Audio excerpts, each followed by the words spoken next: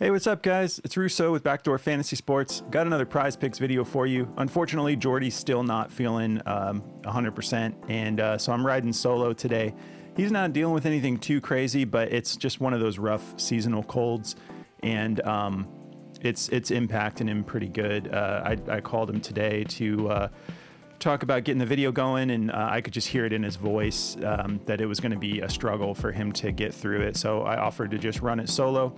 It takes a little bit longer running it solo, and we do have like a massive 13 game slate. So it's unfortunate that he's not able to throw some picks in there because I always love his perspective. You know, it's like together we see the board in different ways. So we'll definitely miss him, but we hope he feels better, and he'll be back tonight, hopefully, for our late night video. So yeah, we're going to be talking about NBA December 11th. Monday, we've got Monday Night Football too, so we should be able to have a lot of fun value to mix and match some NBA, some NFL. We had a really good time last week. We had just everybody made a bunch of money. We're hoping for a repeat of that tonight with the combined value of the NBA and the NFL. And we got 2 NFL games tonight, so it should be a lot of fun. Before we get into the picks, if you've never tried Prize Picks, use this promo code under the Backdoor FS handle logo there, and they'll double your first deposit up to $100. So whatever amount you put on within that 100, they'll match it. So if you go for the full 100, they'll give you 200 to play with. Just use that code and they'll hook you up with the deal.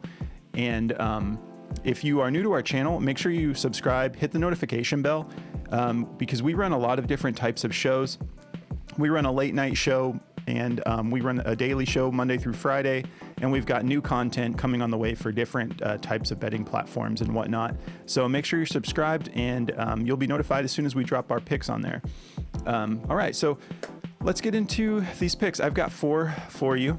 Again, it takes a little bit longer when it's just me solo, but I think we'll get through this, and I do feel good about these picks. So to get us started, I'm going to be going with points, rebounds, and assists with the small forward. For the Pelicans, I'm going to be going with Trey Murphy. We've all been pretty excited about Trey, and I like his PRA at 18.5 to go over. He's been great as soon as he got back. You know, he missed some games, but he's been on a wild streak.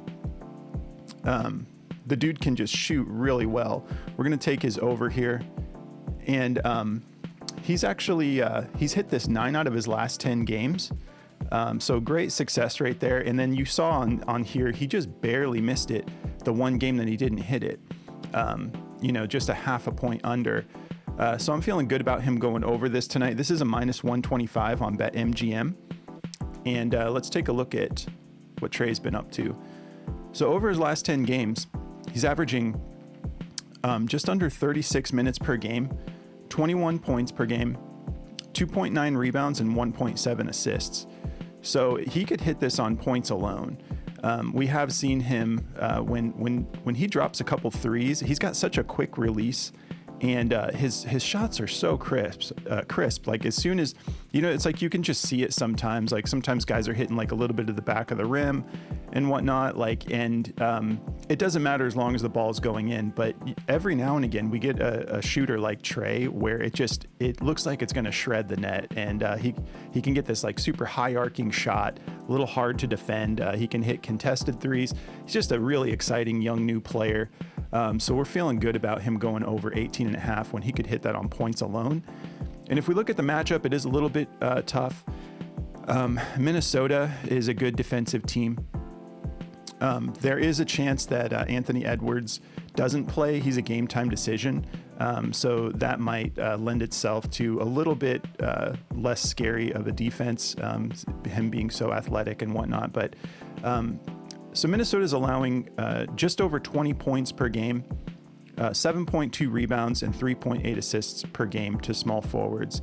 So I'm feeling good about him being able to at least hit 19 to go over that 18.5 we're looking at there. So that's going to be the first pick. The next pick, we're going to be taking Julius Randle, and we're going to be going over his rebounds. No, it's a little delay there. Okay. Oh, we just missed it. It just updated on me. I loved this at 9.5, but I'm going to still take it at 10. It must have just updated, but at 9.5, it's a minus 135 to go over that. So I'll still take 10 at minus 135 for 10 or higher. With Mitchell Robinson out, I think they're saying it could be like 2 weeks or so, maybe even longer. But that's a lot of rebounds that are typically had by Mitchell Robinson. That he's a center who can grab 15 in a game, no problem. And Randle already was grabbing a lot of rebounds. I know Hartenstein is going to benefit a lot from this, but it looks like Prize Picks is kind of bumping his up quite a bit, already putting him at 9. I just want to take a game to see how Hartenstein adjusts. I want to see what they're going to be doing with his minutes and whatnot. There'll definitely be a bump. I'm just not ready to commit to 9 just yet when I know Randle has been doing this even with Mitchell Robinson in. So I'm going to be taking his over on his rebounds even at 10. If we look at what he's averaged over his last 5 games, he's getting about just under 36 minutes a game, and he's averaging 10.2 rebounds per game. Even with Mitchell Robinson in, he's hit this 3 out of his last 5 games. I just expect him to see a bump because I think Hartenstein will do great, but I think some of those, vacant rebounds from Mitchell being out will go to Randle as well. So I'm going to start with Randle. We'll take a game, see how Hartenstein does, and maybe that's a play we jump on moving forward. But if we look at what Toronto is allowing to power forwards, they're allowing almost 10 rebounds per game to power forwards already. So I just think that we're going to see a bump with Randle, and I will definitely still be taking this at 10. And again, it's a minus 135 to at least push. So at 9.5, if you got it at 9.5, awesome. That's what it was at when I was making this video. But even at 10, I'm going to go ahead and roll with it. All right, and so we got Julius Randle, power forward for the New York Knicks, over 10 rebounds. And my next play is going to be, I'm going to be going with Daniel Gafford for his PRA.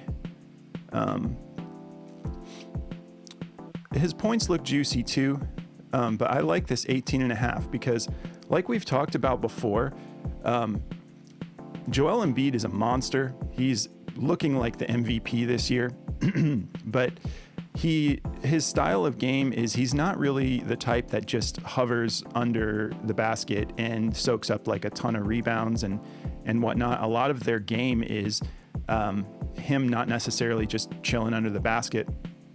And with Gafford's speed, he gets a lot of breakaway points. He's just a very active. He's a much smaller center than Embiid, but I do like him to go over 18.5. We actually have a sample we can look at here. Last time they played Philly, he went for 28, and centers tend to do this. We liked Clint Capella against Philly. We kind of target the center position when the line is low like this, because they just tend to allow quite a bit of points, rebounds, and assists to centers. And I think that's because of Joel Embiid's style of play. So if we look at what Daniel Gafford has been averaging over his last 5 games, we got around 25 minutes, but he gets a lot done in that time. 10.6 points per game, 6.2 rebounds, 3 assists per game. And again, if we go up here to this last time he played Philly, he only played 23 minutes and he went for 18 points, 6 rebounds, and 4 assists. So this is a great matchup for him. This is a minus 130 to go over. And again, last time he played Philly, he went for 28 PRA. He's hit this 6 out of his last 10 games. So we're feeling good about that. And exactly what we were talking about with the center position versus Philly, you can see it in the numbers too. They're averaging, any given center averages about 23.8 points per game, 13 rebounds, and 3.7 assists. So these are numbers we really want to see when we're targeting this position against Philly. And it's something to always consider. Whoever Philly's playing, like, look at their center. If they're like somewhat competent, check out the line. And that's usually a good matchup. It's been good for us in the past. So my last play is going to be another rebounds prop. Hopefully this one didn't move too. But we're going to be going with Jaylen Williams of the Oklahoma City Thunder. And I could have just searched his name. I thought he'd be up here pretty quick. Okay, cool. Hasn't moved yet. So 4.5 rebounds. I like him to be able to go over this against Utah.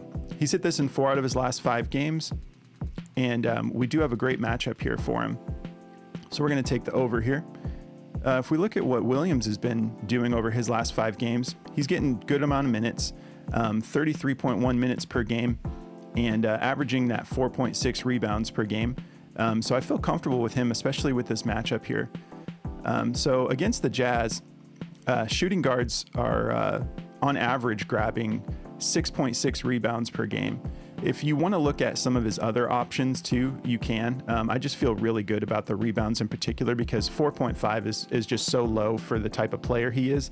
This is actually a minus 140 to go over. So this is probably going to get bumped to 5 pretty soon here. I'm happy it didn't get moved before I got the video up.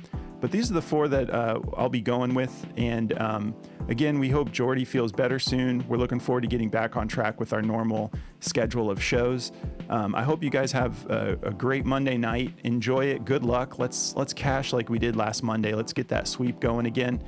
We appreciate all you guys, and we'll catch you in the next video.